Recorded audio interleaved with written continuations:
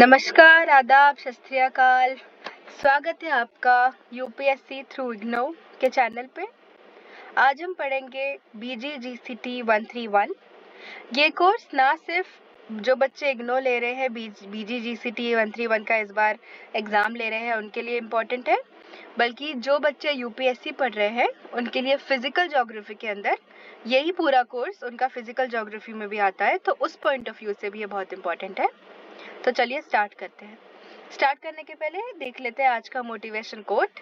आज का motivational quote है कि the best view comes after the hardest climb. इसका मतलब है कि सबसे सुंदर नज़ारा हमें तभी दिखता है जब हम जीवन की सबसे कठिन चढ़ाइयाँ चढ़ लेते हैं। अभी आपका स्टूडेंट लाइफ है, सबसे कठिन लाइफ चल रही है, और ये चढ़ाई चढ़ने के बाद, पूरी मेहनत के साथ इस चढ़ाई को चढ़ने के बाद हमें अपना रास्ता भी दिखेगा। BGGCT जो पूरा कोर्स है उसमें 4 ब्लॉक है, जिसमें पहला ब्लॉक है जियो टेक्टोनिक्स का। पहले ब्लॉक में पहली यूनिट है ओरिजिन ऑफ अर्थ। हम एक वीडियो में एक यूनिट ही कवर करेंगे, और ऐसे इस पूरे ब्लॉक में 14 यूनिट है और हम 14 वीडियो में 14 यूनिट कवर कर लेंगे। इस वीडियो को देख लेने के बाद इग्नो वाले बच्चों को और यूपीएससी वाले बच्चों को और कहीं ज्योग्राफी, फिजिकल ज्योग्राफी के लिए और कहीं जाने की ज़रूरत नहीं है। ये वीडियो देखने के बाद इग्नो वाले बच्चे आराम से 100 में से 80 नंबर एक्सपेक्ट कर सकते हैं अगर ढंग से आंसर लिख दिया तो, और यूपीएससी वाले बच्चों के लिए भी इतना कंटेंट यूपीएससी के लिए सफिशिएंट रहता है। तो चलिए स्टार्ट करते हैं। आपके जियो टेक्टोनिक्स के अंदर जो पहला चैप्टर है ओरिजिन ऑफ अर्थ, उसमें आप लोग अर्थ के लिए जो ओरिजिन के जो बेसिक कॉन्सेप्ट है, जैसे अर्थ कैसे बिहेव करती है, अर्थ का एक ब्लैक बॉडी की तरह बिहेव करना, उसके बाद रोटेशन कैसे होता है, अर्थ का रिवॉल्यूशन कैसे होता है पृथ्वी का, और उसके बाद यूनिवर्स और गैलेक्सी, ब्रह्मांड और मंदाकिनियों के बारे में भी हम पढ़ेंगे। उसके बाद हमारा सौर मंडल, सोलर सिस्टम की बात होगी। जब पृथ्वी का जो सोलर सिस्टम की उत्पत्ति हुई है वो 3 अलग अलग थ्योरीज के द्वारा उसको समझाया गया है कि कैसे उत्पत्ति हो सकती है पृथ्वी की। उसमें एक पहला है मोनिस्टिक कॉन्सेप्ट, हिंदी में उसको बोलेंगे अद्वैतवादी या एकात्मक संकल्पना। ड्यूलिस्टिक कॉन्सेप्ट जिसको बोलते हैं द्वैतवादी संकल्पना, और एक है मॉडर्न कॉन्सेप्ट, आधुनिक संकल्पना। स्टार्ट करते हैं। हम एक एक करके पूरा चैप्टर पढ़ेंगे और फिर उसको समझेंगे, और तभी हम अगली वीडियो पे जाएंगे, ठीक है। ओरिजिन ऑफ द अर्थ, इसमें लिखा है earth is a black body.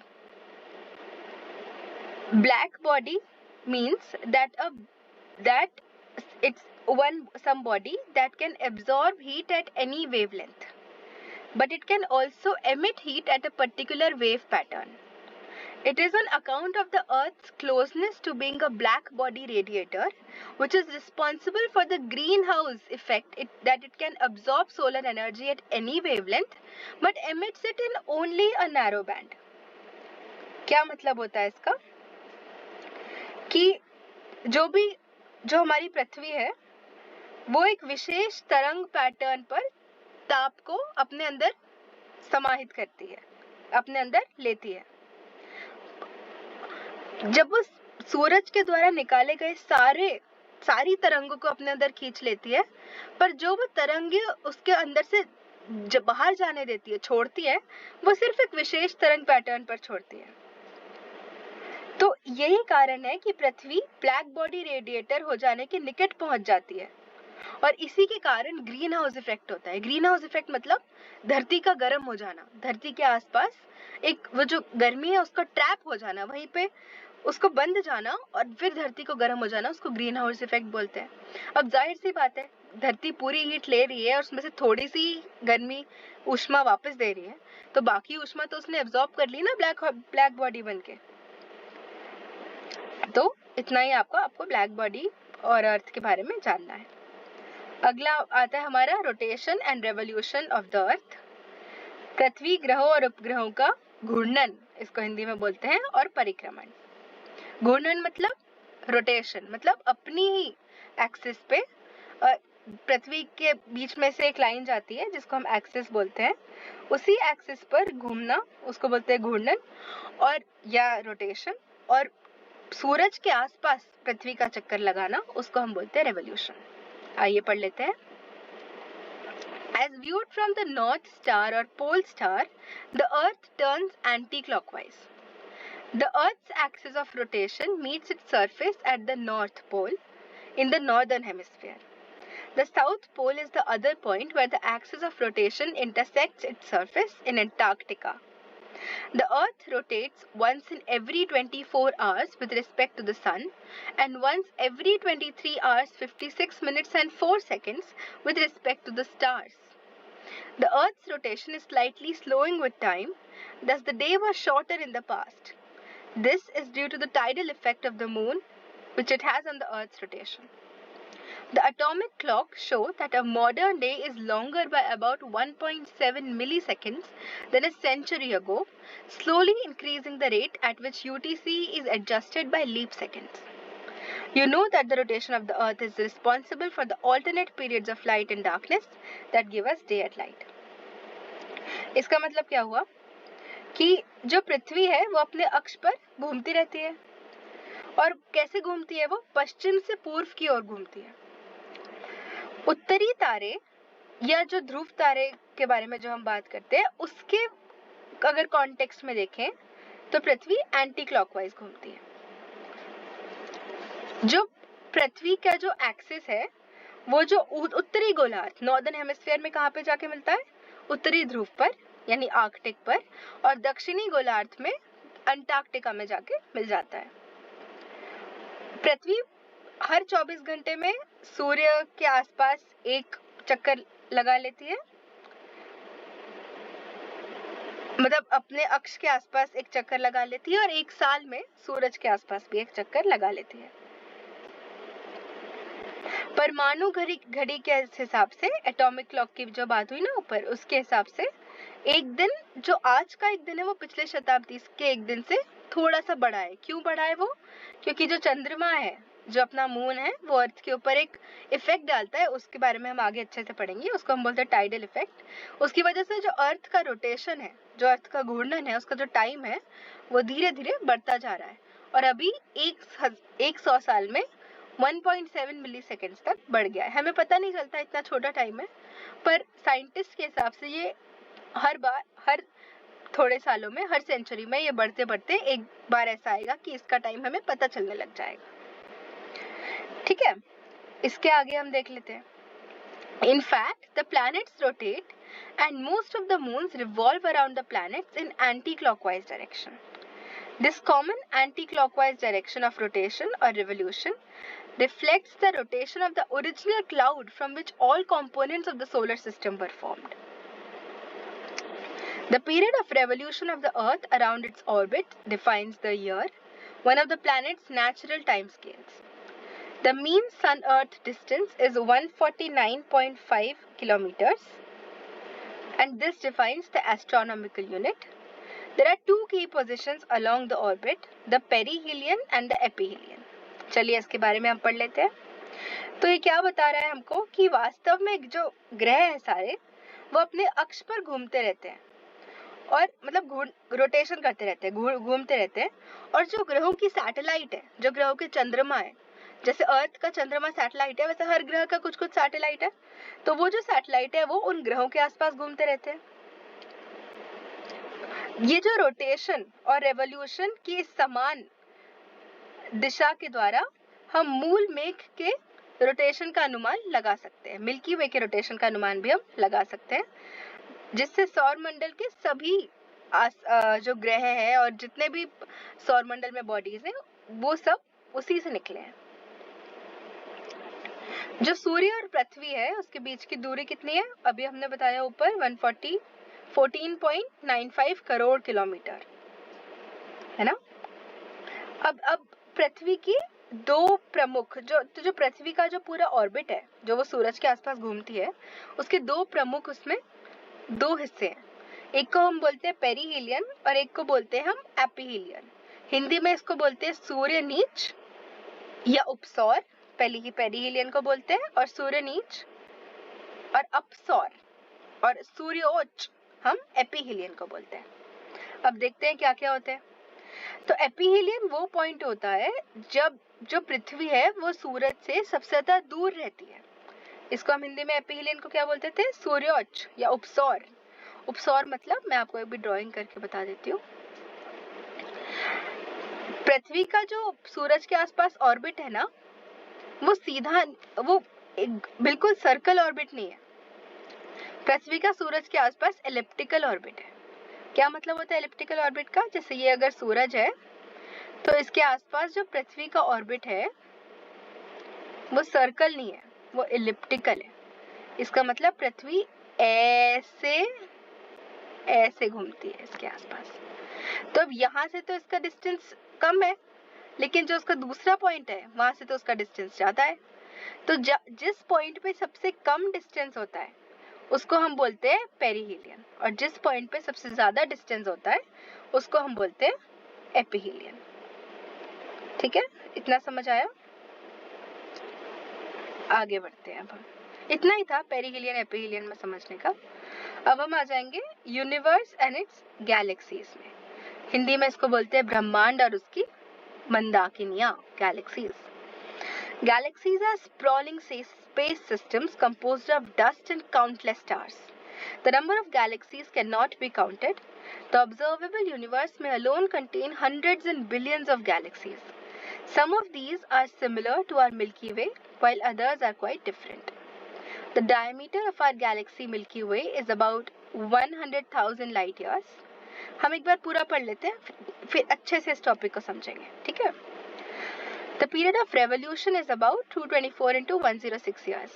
ठीक है, ये सब इतना काम का नहीं है। क्लासिफिकेशन पे आ जाते हैं। क्लासिफिकेशन ऑफ गैलेक्सीज किसने बताया था? गैलेक्सीज अलग अलग टाइप की होती है। एस्ट्रोनॉमर एडविन हबल ने, इस नाम को याद रखना है हमें। It was astronomer Edwin Hubble who classified galaxies into 4 major types. These are known as spiral, barred spiral, elliptical and irregular galaxies. Most of the nearby bright galaxies are spirals. Barred spirals or ellipticals. So what are spiral galaxies? Spiral galaxies have a bulge at the center and flattened disk containing spiral arms. यहाँ पे आप देख सकते हैं। Spiral galaxies have a variety of shapes that are classified according to the size of the bulge and the tightness and appearance of the arms. The spiral arms, which wrap around the bulge, contain numerous young blue stars and lots of gas and dust. Stars in the bulge tend to be older and redder. The yellow stars, like our sun, are found throughout the disk of the spiral galaxy. तो ये जो खगोल विज्ञानी Edwin Hubble थे, उन्होंने हमें galaxies के बारे में बताया। ठीक है, तो उन्होंने कौन कौन सी 4 गैलेक्सीज दे दी। इंग्लिश में उनको बोलते हैं हम लोग स्पाइरल, बार्ड स्पाइरल, एलिप्टिकल और इरेगुलर। हिंदी में बोलते हैं स्पाइरल को बोलते हैं सर्पिल, बार्ड स्पाइरल को बोलते हैं दंड सर्पिल, एलिप्टिकल को बोलते हैं दीर्घवृत्तीय और अनियमित मंदाकिनियां। तो हमने जैसे अभी स्पाइरल गैलेक्सीज को पढ़ा, तो इन जो स्पाइरल गैलेक्सीज होते हैं इनके बीच में, इनके केंद्र में एक उभार जैसा होता है, एक मोटा मोटा कुछ होता है, और जो आसपास की भुजाएं होती है इसकी, ये जो स्पाइरल्स निकल रहे होते हैं आसपास से, ये जो स्पाइरल्स निकल रहे होते हैं, ये निकल रहा है ना, ये स्पाइरल, ये इसमें एक चपटी डिस्क के आसपास से निकल रहे होते हैं। ये अलग अलग टाइप की होती है, और भुजाओं कितनी पास है और कितनी दूर है, ये जो इसके आर्म्स है ना स्पाइरल के, ये कितने पास है और कितनी दूर है, इसके हिसाब से इनको अलग अलग आकारों पे अलग अलग वर्गों में बांट दिया जाता है। जो ये स्पाइरल्स है उनके उभार के चारों ओर ये चक्कर लगाते रहते हैं पूरे टाइम, और बहुत सारे असंख्य नीले नीले तारे यहाँ पे रहते हैं, गैस और धूल भी रहती है। जो बीच के तारे होते हैं वो पुराने होते हैं और लाल रंग के होते हैं, और पीले तारे, जैसे हमारा सूरज है ना, वैसे एक पीले पीले तारे पूरी डिस्क में हर जगह हमको मिल रहे होते हैं। स्पाइरल के लिए इतना ही। अब हम जाते हैं बार्ड स्पाइरल। बार्ड स्पाइरल को हम लोग बोलते हैं स्पाइरल ही गैलेक्सी होती है वो, इसके बीच में एक बार टाइप का होता है, यहाँ पे ना तारों का एक समूह सा बन जाता है जो एक बार टाइप का होता है। ठीक है, तारों का दंडाकार, डंडे जैसा एक समूह बन जाता है। आगे चलते हैं, इलिप्टिकल गैलेक्सीज क्या होती है भाई? दीर्घवृत्तीय मंदाकिनियां क्या होती है ये? They do not have a disc or arms. Instead, they are characterized by a smooth oval shaped appearance. ये देखो, इनका smooth एक oval shape, बिल्कुल smooth, कोई इसमें आपको हाथ, arms, spiral कुछ नहीं दिखेगा। Elliptical contains old stars and possess little gas or dust. They are classified by the shape of the ball, which can range from round to oval. In contrast to the disk of spirals, the stars in elliptical galaxies do not revolve all around the center in an organized way. क्या मतलब हुआ इसका? कि जो ये दीर्घवृत्तीय मंदाकिनियां होती है, जो इलिप्टिकल गैलेक्सीज होती है, इसमें आर्म्स नहीं होते, भुजाएं नहीं होती इसमें। तो इसकी पहचान कैसे होती है? इसकी पहचान होती है कि ये कैसे ओवल सा चिकना चिकना कुछ दिखता है, अंडे जैसा, अंडे के शेप का। जो ये इलिप्टिकल गैलेक्सीज होती है, इसमें पुराने तारे और कुछ गैसें होती हैं, कुछ और साथ में धूल भी होती है थोड़ी सी, और इनको इनके कितना बड़ा गोलक है इनका, कितना बड़ा इनका सरकमफ्रेंस है, उसके आधार पे इनको वर्गीकृत किया जाता है। इसमें सभी तारे जो होते हैं इस गैलेक्सी में, उनके आसपास जो बीच में तारा होता है उसके आसपास सिर्फ व्यवस्थित तरीके से गोल गोल नहीं घूम रहे होते, उसके आसपास वो कैसे भी घूम रहे होते हैं और ऐच्छिक रूप से कक्षा में अपनी गति करते हैं। मधुमक्खी टाइप का थोड़ा ऐसा इनका स्ट्रक्चर रहता है।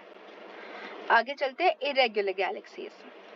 Irregular galaxies are galaxies that are neither spiral nor elliptical. They tend to be smaller objects that are without definite shape and tend to have very hot newer stars mixed in with lot of gases, dust and particles.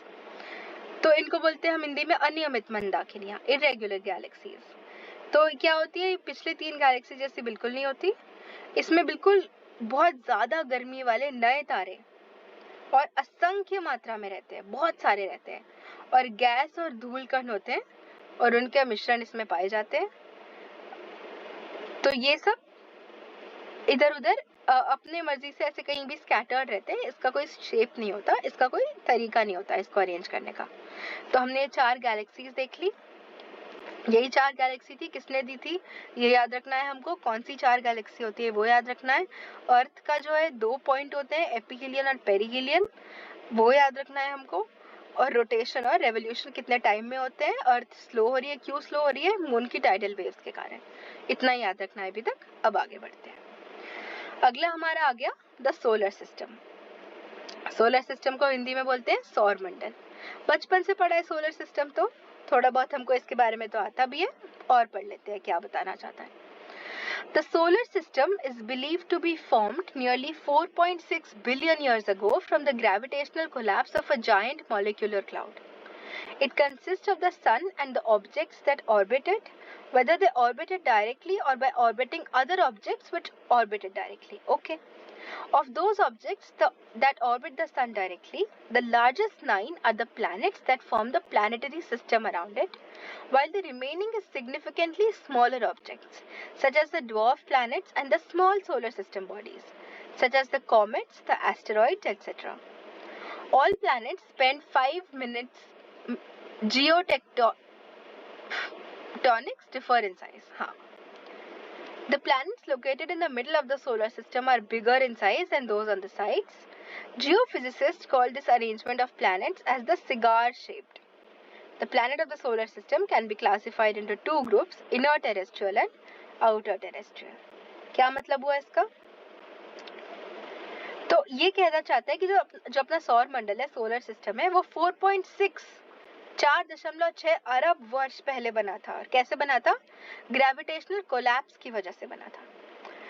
तो क्या क्या निकला था उस gravitational collapse से? इस gravitational collapse में से और जो वो सब कुछ निकला था जो आज अपने सौर मंडल का पार्ट है। क्या क्या है अपने सौर मंडल का पार्ट? इसमें सूर्य है, सैटेलाइट्स हैं, ग्रह है, अलग अलग टाइप के पिंड हैं, और वो हर वो चीज है जो अपने सूर्य के आसपास परिक्रमा लगा रही है। या हर वो चीज है जो चीज सूर्य के आसपास परिक्रमा लगा रही है, उसकी परिक्रमा लगा रही है, वो भी इसी ग्रेविटेशनल कोलैप्स की वजह से बनी थी, है ना। इसमें हमको पता है 9 ग्रह है और छोटे छोटे बहुत सारे अलग अलग एस्टेरॉइड्स कह सकते हैं, वो भी इसमें सम्मिलित है, सैटेलाइट्स भी इसमें सम्मिलित है। और सभी ग्रह जो है वो शेप में अलग अलग होते हैं, आकार में भिन्न होते हैं।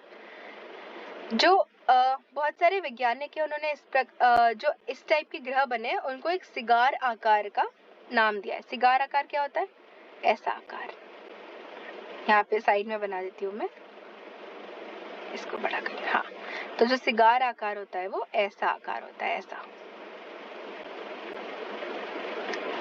तो हम देख सकते हैं ना कि ये जो प्लैनेट है अपने, ये इस आकार में फिट होते हैं। कैसे फिट होते हैं वो हम आगे चल के उसको बहुत अच्छे से पढ़ेंगे अभी, ठीक है। और इसको दो टाइप के ग्रहों में डिवाइड कर दिया है, आंतरिक और बाह्य ग्रह, internal and inner and terrestrial planets and outer planets.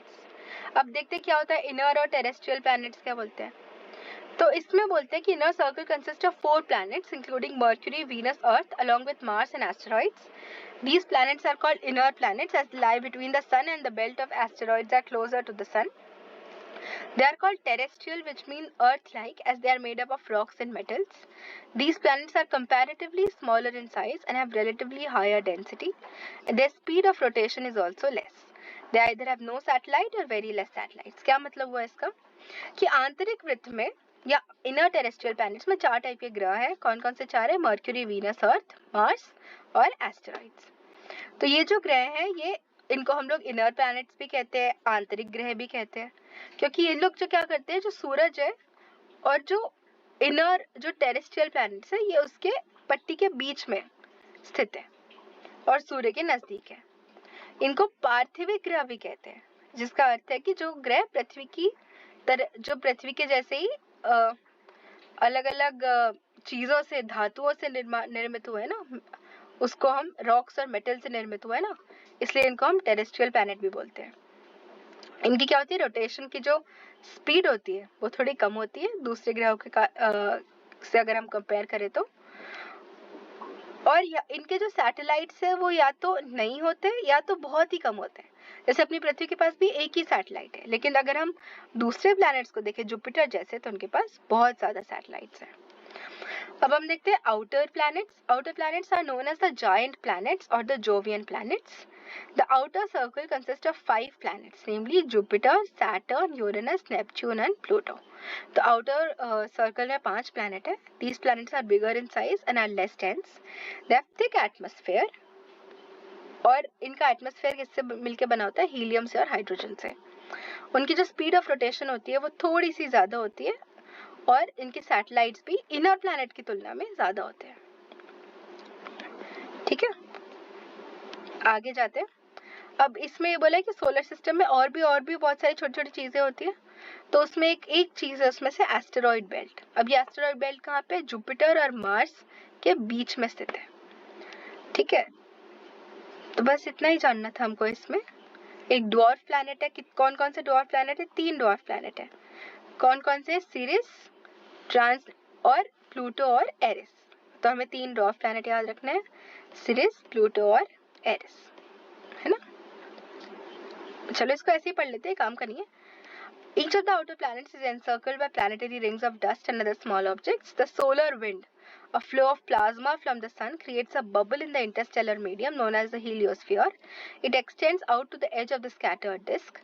The Oort cloud, which is believed to be the source for long-period comets, may also exist at a distance roughly 1,000 times further than the heliosphere.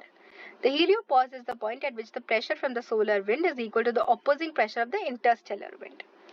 The solar system is located within one of the outer arms of the Milky Way, which contains about 200 billion stars. ठीक है, इतना समझ आ गया। अब हम फिर से आगे बढ़ते हैं। अब हम जाएंगे एस्टेरॉइड्स और प्लैनेटरॉइड्स में। क्या होते हैं ये एस्टेरॉइड्स और प्लैनेटरॉइड्स? रीड कर लेते हैं। Asteroids are minor planets, especially those of the inner solar system. The larger ones are called planetoids. Asteroids मतलब वही चीज अगर छोटी होती है तो एस्टेरॉइड, अगर वही चीज बड़ी हो जाती है तो प्लैनेटॉइड। There are millions of asteroids, many thought to be the shattered remnants of planetesimal bodies along with Sun's nebula. क्या हुआ कि नेबुला में से ना बहुत सारे ग्रह निकल गए, बहुत सारे छोटे छोटे पत्थर. आप ऐसे समझ सकते हो कि एक बड़ा चट्टान टूटा जोर से, तो उसमें बहुत सारे कंकड़ भी निकले, पत्थर भी निकले, बड़ी बड़ी चट्टानें भी टूट के निकल गई उसमें से. तो जो बड़े थे वो प्लैनेट बन गए, जो छोटे थे वो एस्टेरॉइड बन गए, जो बहुत ही बड़े थे वो बड़े प्लैनेट बन गए, जो थोड़े कम छोटे थे तो वो छोटे प्लैनेट बन गए. तो ऐसे टाइप के अलग अलग हमने प्लैनेट्स बना दिए. एस्टेरॉइड्स की भी हमने क्लासिफिकेशन कर दी सी टाइप, एस टाइप और एम टाइप में. तो सी मतलब कार्बन ग्रुप, मतलब जिसमें कार्बन की मात्रा ज़्यादा है, एस टाइप मतलब स्टोन की मात्रा ज़्यादा है, और एम के मतलब वो मेटेलिक एस्टेरॉइड्स है, मेटल से बने, है ना. आगे चलते हैं. Origin of the earth and the solar system. अब अर्थ की उत्पत्ति कैसे हुई, ये सौर मंडल जिसके बारे में हम इतना पढ़ रहे हैं, ये आया कहाँ से और कैसे बन गया, तो उसके बारे में इस पूरे चैप्टर में हमको बताया गया है. फ्रॉम टाइम टू टाइम, एक बार पूरा पढ़ लेते हैं, उसके बाद इसको हम समझेंगे. From time to time, various scientists have given their concepts, hypotheses and theories in order to explain the origin and evolution of the solar system.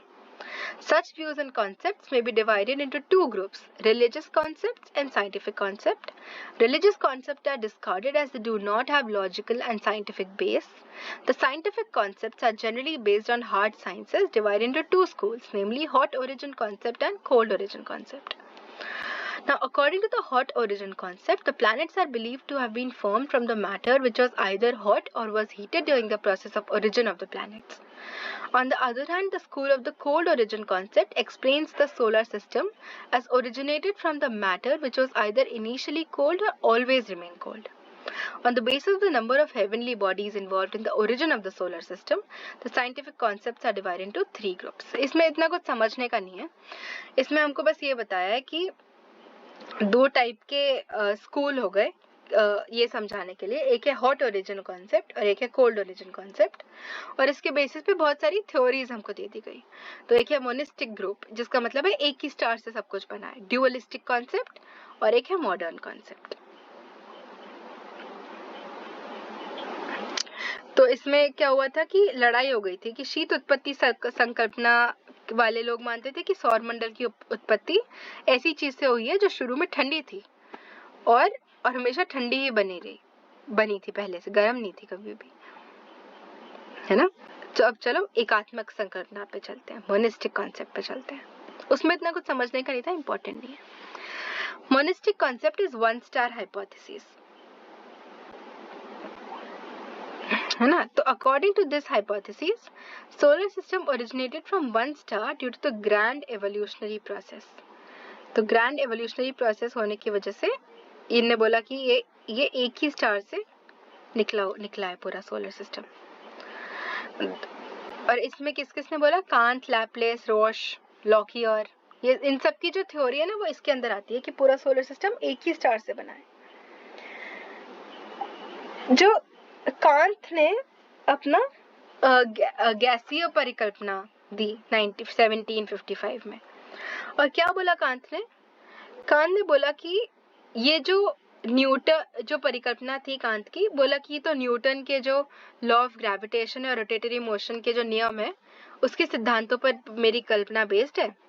तो उनके अनुसार क्या होता है कि ब्रह्मांड में जो शुरू में जो बहुत सारे जो पार्टिकल्स निकले, वो सब बिखर गए, छिन्न भिन्न हो गए पूरे यूनिवर्स में जाके, और वो एक दूसरे के से उन्होंने टकराना जोर जोर से चालू कर दिया. अब इस टकराने की वजह से क्या हुआ कि गर्मी निकली. आप कोई भी दो चीजें टकराते हो तो गर्मी निकलती है उसमें से. और इस ताप ने क्या किया, इस गर्मी ने क्या किया, इन जो छोटे छोटे टुकड़े थे उनको ठोस कर दिया, और ठोस से इसको द्रव्य बना दिया, मतलब सॉलिड से इसको लिक्विड कर दिया, और लिक्विड से गैस की अवस्था में परिवर्तित कर दिया. अब क्या हुआ कि जो गतिहीन मूल द्रव्य बन गया. क्या मतलब इसका कि जो नेबुला था, तो ये जो नेबुला है ये गैस के बन गया, और गैस बन के एक्सपांड हुआ, बड़ा हुआ ये, क्योंकि हमें पता है कि गैस तो एक्सपांड होती है ना, और रोटेट भी होने लग गया ये. तो due to the continuous increase in the size of nebula and the speed of rotation, तो ये जो इसकी जो घूमने की, ये बड़ा होता गया, घूमता गया, बड़ा होता गया, घूमता गया, बड़ा होता गया, और एक पॉइंट पे इतना तेज घूमने लगा कि इसमें से जो पार्टिकल्स थे वो छिटक छिटक के बाहर जाने लग गए,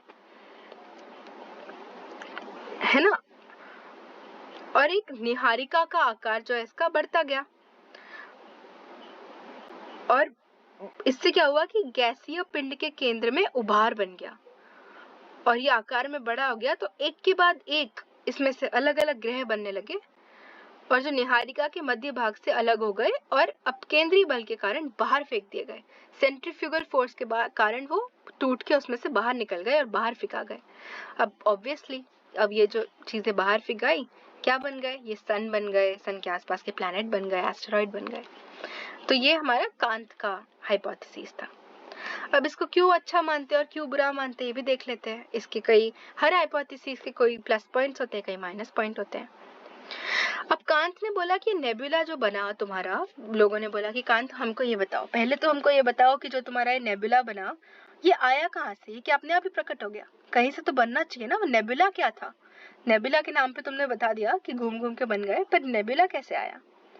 दूसरा क्या था कि कांत ने बोला कि ये जो नेबुला के जो कण थे, ये इनमें जो ग्रेविटेशनल फोर्स है इसकी वजह से एक दूसरे से खींचने लगे और टकराने लग गए जब पार्टिकल्स फैले थे। पर उन्होंने ये नहीं समझाया कि ये जो एक दूसरे से चल चल के टकराने लग गए, जो कि पहले रुके हुए थे, ये एकदम से कैसे चलने लग गए। तो न्यूटन के मोशन के खिलाफ है। न्यूटन ने तो ये बोला है कि जो रुका रहता है वो रुका रहता है, जो चलता रहता है वो चलता रहता है।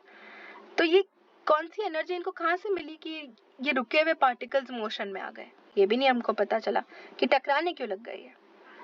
कांत का तीसरा, लोगों ने बोला कि भाई जो न्यूटन के लॉ ऑफ मोशन है उसके हिसाब से तो अगर दो चीजें टकराती है तो वो घूमने तो नहीं लग जाती, वो तो बस टकरा के रुक जाती है या टकरा के टूट जाती है, दूर दूर चली जाती है। Every action has an equal and opposite reaction. घुमाने का एक्शन तो नहीं कर सकता वो, तो ये घूमने कैसे लग गए, रोटेशन कैसे होने लग गया इनमें। और चौथा था कि कांत ने ये पहले से अज्यूम कर लिया था कि इनके जो रोटेशन की वजह से वो नेबुला इंक्रीज हुआ, है ना। हमने पढ़ा ना, नेबुला का साइज बढ़ता गया। तो ये साइज बढ़ना भी साइंस के खिलाफ है, ये भी न्यूटन के मोशन में कुछ ज्यादा समझ नहीं आता है। देखो ये है पूरा उसका नेबुलर हाइपोथेसिस। ये देखो ये बना बड़ा से, यहाँ पे क्लाउड है, मैं दिखाती हूँ, ये बड़ा सा क्लाउड है, ये घूमते घूमते ये सन बन गया यहाँ पे, है ना, यही ना।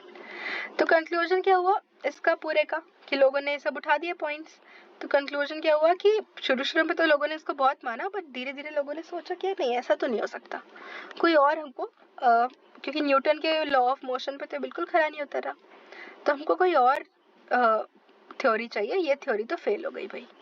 तो अगली थ्योरी कौन सी थी, अगला आया फिर एक लैपलेस महाशय। लैपलेस ने बोला कि रुको कांत रुको, तुम रुको, मैं थ्योरी देता हूँ। क्या थ्योरी दी, लैपलेस की बोलते हैं, लैपलेस की नेबुलर हाइपोथेसिस। तो क्या बोला, कांत ने चूंकि पहले इस नेबुलर हाइपोथेसिस को बता दिया था और लैपलेस ने उसमें सिर्फ थोड़ा बहुत एडिशन सब्ट्रैक्शन करके उसको थोड़ा ठीक कर दिया, तो हम लोग ऐसा भी समझ सकते हैं कि जो लैपलेस की थ्योरी है वो कांत वाली थ्योरी का ही थोड़ा सा आगे का हिस्सा है, थोड़ा सा उसको उसने बढ़ा दिया। तो क्या बोला उसने, so according to him, a huge and hot gaseous matter called nebula existed in the space which was continuously rotating on its axis. This nebula was losing heat from its outer surface due to the process of radiation and was thus cooling and reducing in size and volume due to the contraction on cooling. As the size and volume of the nebula decreased, the velocity of rotatory motion began to increase. It increased so much that the centrifugal force became greater than the centripetal force.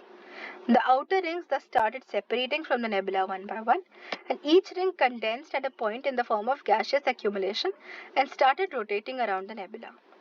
This gaseous mass later cooled and formed as the planets. क्या बोला भाई, इन्होंने बोला कि एक विशाल और गरम gas का एक नेबुला बना और वो अंतरिक्ष में पहले से था और वो निरंतर जो अपनी एक्सिस है उस पे रोटेट कर रहा था, घूम रहा था, घूर्णन कर रहा था वो पूरे टाइम। और इसकी ये जो नेबुला है इसकी जो बाहरी सतह थी और इसके जो छिन्न भिन्न होने की प्रक्रिया स्टार्ट हुई और इसके जो घूमने की और ठंडे में होने की प्रक्रिया थी, इसके कारण जो इसकी गर्मी थी ना, ये थोड़ी थोड़ी कम होती जा रही थी, कम होती जा रही थी, कम होती जा रही थी। और इसी तरह इसका शीतलन हो जाने के कारण क्या हुआ कि इसके जो आकार है वो कम होता गया, और जैसे जैसे उसका जो आकार कम होता गया, इसकी रोटेशन की जो स्पीड थी वो ज्यादा होती गई, क्योंकि इसका साइज छोटा हो गया तो रोटेशन की जो स्पीड थी वो बढ़ गई। और एक पॉइंट ऐसा आया कि वो इतनी बढ़ गई कि वही फिर से वही हुआ कि सेंट्रीफ्यूगल और सेंट्रीपिटल फोर्स में दोनों में लड़ाई हुई। एक फोर्स बाहर फेंकता है, एक फोर्स अंदर खींचता है। इन दोनों में लड़ाई हुई तो क्या हुआ कि अलग अलग प्लैनेट्स का, रिंग्स का इसमें से छूटने लग गए, निकलने लग गए, और फिर इसके बीच में से उभार आने लग गया, है ना। तो लैपलेस ने ये बोला बेसिकली, और मतलब उसने बोला कि जो यही जो रिंग्स निकले इसी की वजह से हमारे प्लैनेट्स बन गए। तो लैपलेस ने बेसिकली जो कांट या हाइपोथेसिस थी उसको थोड़ा सा चेंज करके उसी को प्रेजेंट कर दिया। अब भाई ये हाइपोथेसिस क्यों इम्पोर्टेंट है? अब इस हाइपोथेसिस के हमको क्या हुआ, प्रूफ मिल गए कि भाई और भी तो नेबुला है स्पेस में जो ऐसे एग्जिस्ट कर रहे हैं, तो नेबुला तो एग्जिस्ट कर सकता है। और हमको ये भी पता है कि अगर डायमीटर कम होता है, कोई भी चीज घूम रही है उसका डायमीटर कम हो जाएगा तो उसकी स्पीड बढ़ जाएगी। वो भी इस पे बिल्कुल सही बैठ रहा है। और जो न्यूटन के लॉज ऑफ मोशन थे उस पे भी इनकी हाइपोथेसिस सही बैठ रही है ना। और जो ने बोला कि पहले लिक्विड था, तो भाई अब हम देखते हैं ना कि धरती के अंदर से जो वोल्केनो फटता है, ज्वालामुखी, उसमें से लिक्विड ही तो निकलता है, तो हो सकता है लिक्विड होगा। अब देखते हैं इनकी थ्योरी पे लोगों ने क्या प्रश्न उठाए। तो लोगों ने इनकी थ्योरी के बारे में बोला कि जो लैपलेस ने है, इनने तो मान लिया है कि जो ब्रह्मांड है उसमें एक एग्जिस्ट, पहले से ही एक गरम गरम नेबुला प्रेजेंट था। और पर उन्होंने भी कांत की तरह ये तो नहीं बताया कि नेबुला आया कहाँ से, आखिर शुरू में आया कहाँ से। ये तो इनने बता दिया कि उसमें से ग्रह कैसे बने और वो गोल गोल घूमने लग गया, लेकिन ये आया कैसे नेबुला सबसे पहले। दूसरा उनने क्या बताया, यह नहीं बताया। तो लोगों ने बोला कि भाई लैपलेस ने ये तो समझाया ही नहीं कि जो नेबुला से जो ये अलग हो रहे हैं रिंग्स, तो इसमें से सिर्फ 9 ही रिंग क्यों अलग हुई? 10 भी अलग हो सकती थी भाई, 12 भी अलग हो सकती थी, 0 भी अलग हो सकती थी, 2 भी अलग हो सकती थी, ये 9 ही क्यों अलग हुई? ये भी नहीं समझा पाए वो कि 9 ही क्यों। तीसरा उन्होंने क्या बताया कि अगर ये प्लैनेट्स इस रोटेटिंग नेबुला से ही फॉर्म हुए हैं, तो इन सबको, और भाई अगर जो नेबुला का जो पार्ट है, जो सन है, मतलब मैं आपको कैसे समझाऊं, ऐसे समझाते हैं चलो, कि भाई एक चीज जो एक बहुत गरम गरम चीज है ना, वो गोल गोल घूम रही थी। अब लैपलेस ने बोला कि इसी में से हमारा पूरा सोलर सिस्टम निकल गया है, इसी में से हमारे प्लैनेट निकले, इसी में से हमारा सन निकला है हमारा। चलो भाई वो भी हमने मान लिया, पर अब अगर प्लैनेट भी इसमें से निकले और सन भी इसमें से निकले, तो प्लैनेट तो रोटेट कर रहे हैं पर सन तो रोटेट नहीं कर रहा, और सन तो सबसे बड़ा है, सबसे बड़ा पार्ट है उसका, तो उसको सबसे ज्यादा तेज रोटेट करना चाहिए, लेकिन सन तो बिल्कुल भी रोटेट नहीं कर रहा। तो ये क्यों हुआ भाई? तो लैपलेस ये भी नहीं समझा पाया कि ये क्यों हुआ। और वो लोग और अगर सूरज इसका पार्ट है, लोगों ने ये भी बोला कि अगर सूरज इसी नेबुला का पार्ट था, तो भाई सूरज को बीच में से मोटा होना चाहिए, क्योंकि वो तो घूम रहा है, इस नेबुला का पार्ट है। तो लेकिन ऐसा भी नहीं निकला।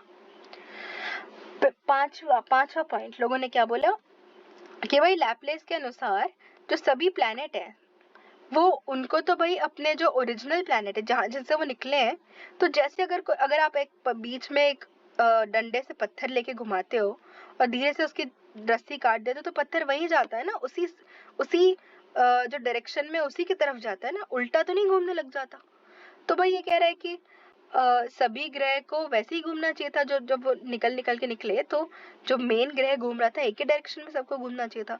लेकिन यहाँ तो ऐसे भी ग्रह हैं जो उल्टी डायरेक्शन में घूम रहे हैं, उल्टी डायरेक्शन में वो कैसे घूम रहे हैं, है ना। तो लोगों ने ये सब इसमें, बस आप 5-6 याद कर लीजिए, ये सब लोगों ने उसमें एक और ये दिया कि भाई अगर ग्रह लिक्विड बन के निकले, तो लिक्विड तो सर्कल घूम नहीं सकता है इतना गोला बना के, या तो वो सॉलिड ही बनेगा तो ही इतना घूमेगा।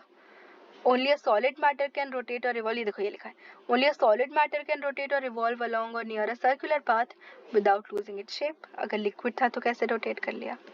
ये सब प्रश्न उठे। तो ये तो था एक, ये था हमारा monistic concept.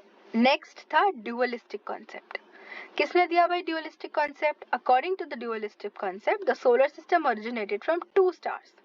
The hypothesis of James Jeans, Chamberlain and Moulton और रूसेल, और इन सब साइंटिस्ट ने हमको दूसरी वाली दी, डुअलिस्टिक कॉन्सेप्ट दिया।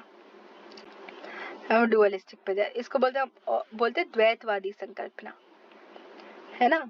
तो सबसे पहले है इसमें Chamberlain, planetesimal hypothesis of Chamberlain and Morton. Chamberlain and Morton की प्लैनेटेसिमल हाइपोथेसिस क्या बोलता है वो? तो चैम्बरलेन तो एक जियोलॉजिस्ट थे। He believed that the two big stars, the sun and the companion star, existed in the universe in the initial stage.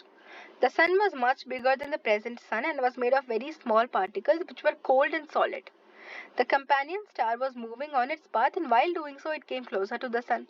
And due to the gravitational pull exerted by the star, the solar tide accrued and a large number of particles got detached from the outer layer of the sun. They termed these particles as planetesimals. These planetesimals could not combine with the moving star because by the time they reached it, the star had moved along its path. और यही जो planetesimal थे, ये revolve करने लग गए सन के आसपास। अब ये जो planetesimals थे अलग अलग साइज के थे और अलग अलग साइज के ग्रह बना लिए, है ना। इजी था, एक बार हम और समझ लेते हैं। तो इनने क्या माना, चैम्बरलिन ने, कि दो बड़े तारे, सूर्य और उसका एक साथी तारा, यूनिवर्स में शुरू में पहले से ही वो प्रेजेंट थे वहां पे। सूर्य वर्तमान सूरज के जैसा, अभी के सूरज के जैसा नहीं था, उससे बहुत ज्यादा बड़ा था और ठंडा भी था। छोटे, ठंडे और ठोस चीजों से वो बना हुआ था। अब क्या हुआ कि एक तारा उधर से घूमता घूमता आया, मोटा था वो तारा, अपनी पथ पे वो तो अपने अपने घूम रहा था, और ऐसे करते करते वो पास में आ गया सूरज के। अब सूरज के पास में आने से क्या हुआ कि जो छोटे छोटे कणों से सूरज बना था, एक कण उसकी ग्रेविटी की तरफ से उसकी तरफ खींचने लग गए। लेकिन जब तक वो भाग के उस तारे के पास जाते, वो तारा और दूर भाग गया था, तो वो उसके पास तो नहीं जा पाए, और अलग अलग छोटे छोटे कण बिखर के वहीं अटक गए सूरज के आसपास, और सूरज के आसपास घूमने लग गए। इसके कारण ग्रह, हमारे ग्रह बन गए। इस पे भी क्या बोला लोगों ने? ये बोला कि Jeffrey has criticized this hypothesis, saying that such big planets cannot be formed by material ejected from the sun. Jeffrey ने बोला कि इतने बड़े बड़े जो पार्टिकल्स है, इतने बड़े बड़े प्लैनेट नहीं बना सकते, छोटे बना सकते थे, तो ये पॉसिबल नहीं है।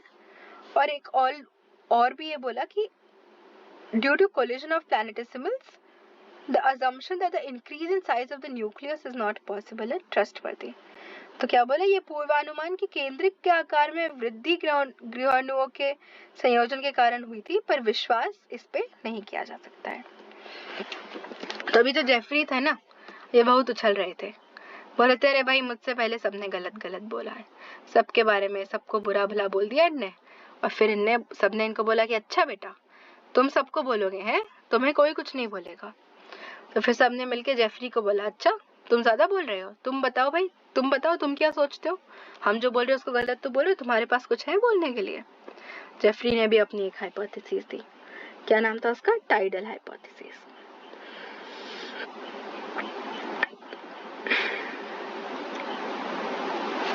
ठीक है, उसने अपने एक दोस्त जेम्स जीन के साथ दी थी।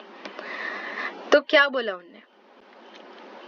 According to this hypothesis, the sun existed as a big mass of gas rotating around its own axis on the universe. Besides the sun, there existed one more star called the intruding star, which was many times bigger than the sun. इनने भी बोला कि भाई एक और star तो था ही, थे ना, dualistic concept है ना, दो stars आएंगे। As the star neared the sun, tides started occurring on the outer surface of the sun due to the gravitational pull of the star. When this intruding star came at its closest point to the sun, the height and the size of the tides increased. As a result, a huge amount of matter were ejected from the sun, and a cigar-shaped tide filament, which was thousands of kilometers in length, was created. James Jean named this ejected cigar-shaped matter a filament as it was thicker in the center and thinner at the ends. हमने पढ़ा ना cigar कैसा होता है, thicker at the center or thinner at the ends, ऐसा उसका shape होता है. This filament got separated from the sun and then came closer to the intruding star, but by then the star moved ahead और वो वहीं पे रह गया और उससे planet बन गए. तो इनने देखा जाए तो बहुत अलग थ्योरी नहीं थी. इनने बस ये बोला कि भाई सन कणों से नहीं बना था, गैसेस से बना था. और ये जो गैसेस वाला जो पार्ट था ना, ये आया था सन के पास. ये जो कणों वाला पार्ट था ये नहीं आया था. जो गैसेस वाला पार्ट था सन के पास वो आया था और उसकी वजह से हमारे प्लैनेट्स आज बने, है ना. Fairlie simple. आगे बढ़ते हैं. अब इस हाइपोथेसिस की कैरेक्टरिस्टिक्स क्या है. अब if we arrange the planets in a line, इस हाइपोथेसिस की कैरेक्टर कि will see bigger planets lie at the centre and smaller at the end. तो इस हाइपोथेसिस को ये समझा दिया कि भाई अगर हम सारे प्लैनेट्स को एक साथ एक लाइन में रखते हैं ना, तो हमें आराम से दिखता है कि जो बड़े बड़े प्लैनेट्स हैं वो बीच में है और जो छोटे छोटे प्लैनेट्स हैं वो कोने पे हैं. तो कैसा बन जाएगा, बड़ा बीच में बड़ा सर्कल और साइड में छोटे छोटे सर्कल्स, तो एक सिगार शेप ही बन जाएगा. तो वैसे ही उन्होंने वो सिगार शेप का बना दिया. नेक्स्ट है the other characteristics that the arrangement of the satellites two is cigar shaped again supports this hypothesis. The smaller planets comparatively, ये आसान है. The smaller planets comparatively took less time to cool. Hence, these planets either have less or no satellite at all. The bigger planets remained hot for a longer period. Hence, they have more satellites. In this hypothesis, it was assumed that all planets originated from the separated filament of the sun. All planets are made from the same matter, which again supports this hypothesis. This hypothesis successfully justified that the planets were formed at the same time. है ना. तो ये आसान है, इसको समझाने की मेरे को नहीं लगता ज़रूरत है आपको, पर हम इसका क्रिटिकल एनालिसिस समझ लेते हैं क्योंकि क्रिटिकल एनालिसिस इम्पॉर्टेंट रहता है किसी का भी. तो इसका क्या है क्रिटिकल एनालिसिस. क्रिटिकल मतलब इसको क्या लोगों ने इस पे क्या प्रश्न उठाए. जेम्स डीन ने तो बहुत प्रश्न उठाए थे सब पे. इन पे क्या प्रश्न उठे हैं. इन पे भी बहुत प्रश्न उठे. तो इस पे लोगों ने बोला कि ब्रह्मांड के विभिन्न तारों के बीच the distance between different stars in the universe is very big, है ना. तो बहुत दूर दूर है ब्रह्मांड के सारे तारे एक दूसरे से. तो किसी के भी तारे का सूरज के इतना पास में आ जाना कि उसके सारा वो उसने खींच लिया, तो ये तो बहुत इम्पॉसिबल है. ये तो ज्यादा कुछ पॉसिबल नहीं है इसमें. नेक्स्ट क्या बोला. अब एक थे महान महर्षि रुसेल. अब रुसेल बोलने लग गए. तो रुसेल ने बोला कि ऐसी कोई संभावना नहीं है कि सूरज के जो मटेरियल है, फिलामेंट है उसका, और उसमें से इतना सारा बाहर निकल गया कि इतने बड़े बड़े प्लैनेट बन गए और इतने दूर दूर बन गए. ऐसा हो ही नहीं सकता. और भी लोगों ने कुछ कुछ बोला. और लोगों ने बोला कि जो ग्रह गैसीय तंतु से ठंडा होने से नहीं बन सकते हैं, बल्कि ऐसा मानते हैं कि गैसीय जो पदार्थ होते हैं वो उच्च तापमान की उपस्थिति के कारण संभवतः लुप्त ही हो गया है. तो कह रहे कि ऐसे गैसेस वाले पदार्थ हो ही नहीं सकते. अब आपको याद होगा कि एक ने किसने बोला था, रुसेल ने. तो अब ये जो ये था पहले इनने बोला था बहुत. किसने, जेफरी ने. तो इनको बोला कि तुम बताओ भाई. अब रुसेल बुराई कर रहे हैं तो रुसेल को बोला तुम बता दो भाई. चलो जेफरी भी नहीं बता पाया. Russell was of the view that there were two stars near the primitive sun. These are known as the companion star and the approaching star. The companion star was revolving around the sun. अब इनने क्या बोला, दो तो नहीं तीन ले आए भाई. इनने क्या बोला कि सूरज के पास ना दो तारे थे, एक नहीं था. और एक तारा था कंपेनियन स्टार और एक था अप्रोचिंग स्टार. तो जो कंपेनियन स्टार था वो तो सूरज के आसपास ही घूम रहा था, है ना. तो और बाद में क्या हुआ कि अप्रोचिंग स्टार और भी पास में आ गया. So as these two stars came closer, the gravitation between them increased, which created a bulge on the outer surface of the companion star. When the approaching star came near the companion star, huge amount of matter was ejected from it due to the gravitational force exerted by the approaching star. तो इन तीनों के बीच में कुछ ऐसा chemistry बनी कि approaching star की वजह से कंपेनियन स्टार में से एक निकल गया, उसका मास निकल गया और उस मास से छिन्न भिन्न होकर प्लैनेट्स और एस्टेरॉइड्स बन गए. ये सारी थ्योरी थी हमारी ड्यूअलिस्टिक कॉन्सेप्ट के अंदर. ठीक है. हमें समझ लिया ना ड्यूअलिस्टिक कॉन्सेप्ट, ये थी हमारी रुसेल की परिकल्पना। अब हम देखते हैं भाई आधुनिक लोगों ने क्या बोला। आधुनिक में nova hypothesis and Hoyle and Lyttleton की नोवा हाइपोथेसिस। नोवा हाइपोथेसिस में क्या है कि energy which is emitted by any star in the form of light is generated by the process known as nuclear fusion. According to them, the heavy elements played important part in the formation of planets. These heavy elements are formed when atoms of lighter elements combined under intense heat and pressure and released vast amounts of energy. These heavy elements constitute 90% of the total mass of the planets. The main constituent in the formation of the stars is hydrogen. The formation of the heavy elements in the universe is possible in this state only. The cosmic light which is many times, और ये सब इसको मैं आपको बस समझा देती हूँ एक बार। इनने क्या बोला कि किसी भी तारे के द्वारा जो प्रकाश गर्मी के रूप में जो उत्सर्जित की जाने वाली जो भी एनर्जी होती है, तो ये क्या होती है, न्यूक्लियर फ्यूजन की वजह से होती है।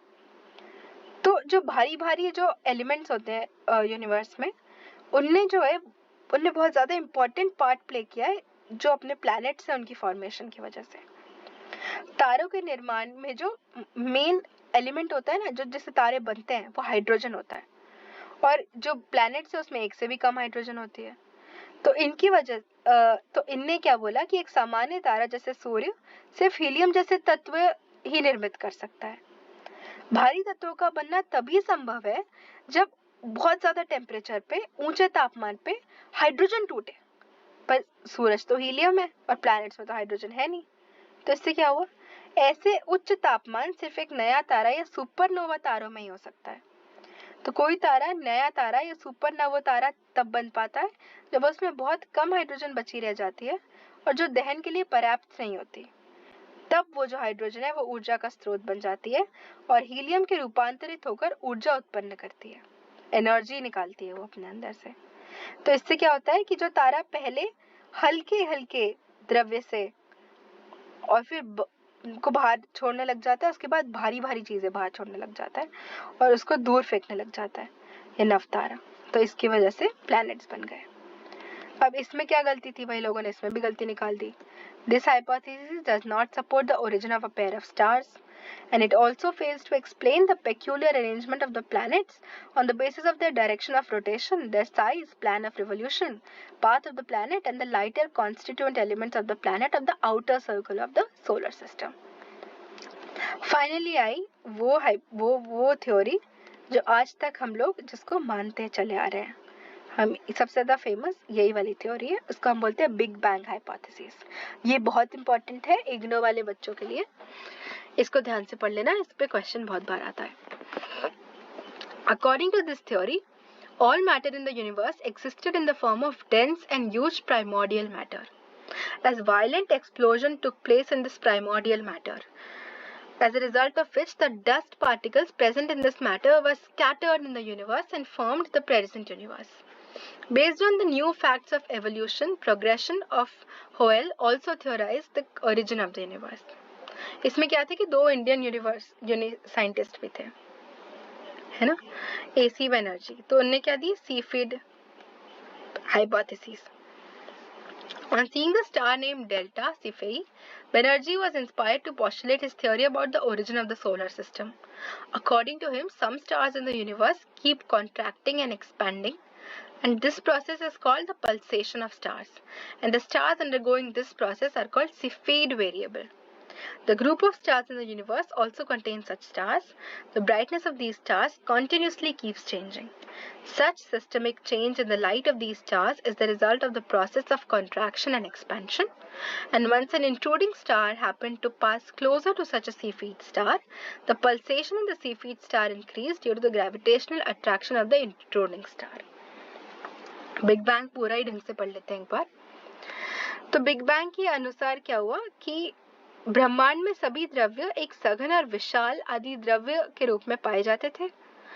तो इस प्रोटोस्टार था, जो आदि द्रव्य था, इसमें क्या हुआ, बहुत तेज एक बार विस्फोट हुआ, बहुत तेज एक्सप्लोजन हुई, और इसकी वजह से इसमें जो धूल के कण थे वो भर ब्रह्मांड में फैल गए। ऐसे कि जैसे आप बर्थडे में वो बलून फोड़ते हो और बहुत सारे उसमें से पानी, होली पे पानी निकल जाता है, वैसे इसमें से धूल के कण निकल के फेंकाए और उन धूल के कणों ने क्या की, ब्रह्मांड की रचना कर दी। इसमें सबसे इम्पोर्टेंट क्या है, एसी बैनर्जी की सिफीड परिकल्पना, ये आपको पता होनी चाहिए क्या होती है। तो डेल्टा सिफीड नामक तारे को जब बैनर्जी ने देखा तो उन्होंने सोचा कि इससे तो एक मैं अच्छी थ्योरी उनके मन में आई, तो उन्होंने लिखी। तो उनके अनुसार ब्रह्मांड में कुछ तारे हमेशा ऐसे एक्सपैंडर कॉन्ट्रैक्ट ऐसे सिकुड़ते रहते हैं और बड़े होते रहते हैं।